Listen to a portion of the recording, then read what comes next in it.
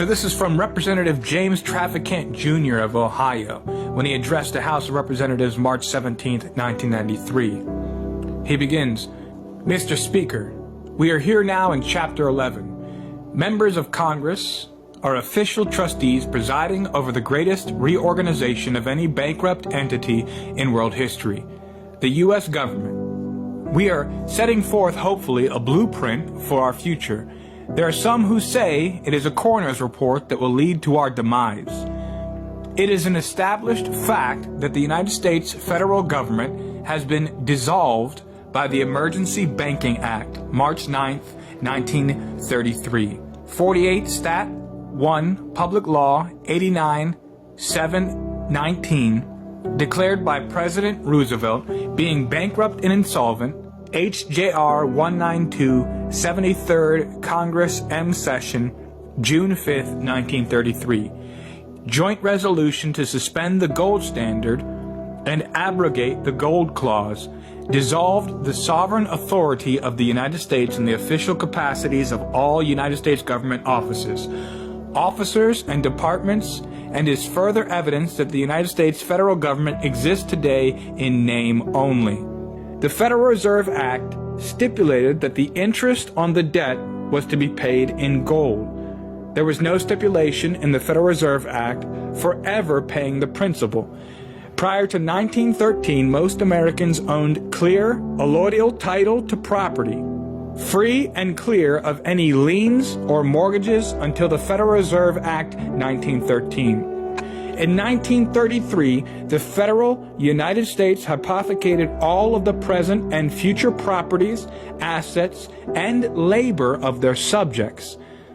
The 14th Amendment, U.S. citizen to the Federal Reserve System.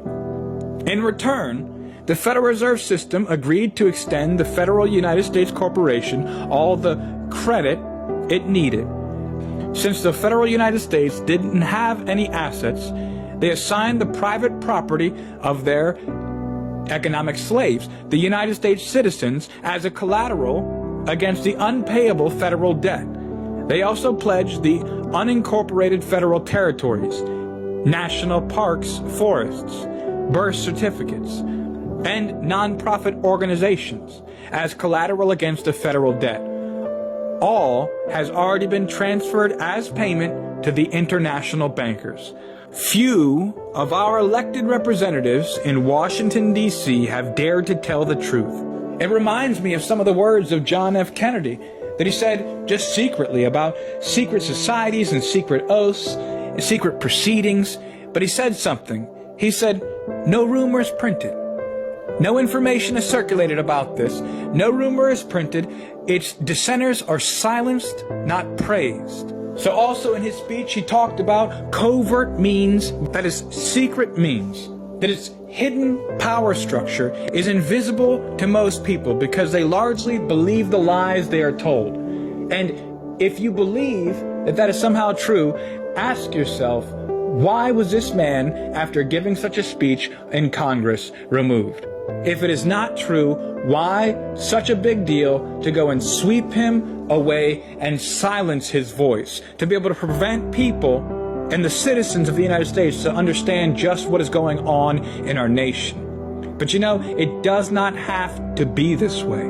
It does not have to be this way. This is an undeclared economic war, bankruptcy, and economic slavery of the most corrupt order. Wake up, America. Take back our country. So it's interesting that the man in 2002 was arrested and put in jail as a part of some sort of corruption scandal. And it's no surprise that he spent 7 years there, only to die while in jail. He represented Youngstown, Ohio from 1985 to 2002. He was re-elected by the people, the voters who put him into office, and it was only being framed for corruption in 2002 that he would be expelled from Congress and spend the last 7 years of his life in prison. These are little-known facts that most people are entirely in the dark about, they're completely unaware of, and it's something that cannot be brought out into the light. Some of the most powerful words, and I'll read it just one last time, quote, "We are reaping what we have sown. The results of our harvest is a painful bankruptcy and a foreclosure on American property, precious liberties, and a way of life. Few of our elected representatives in Washington, D.C. have dared to tell the truth. The federal United States is bankrupt. Our children will inherit this unpayable debt and the tyranny to enforce paying it," unquote.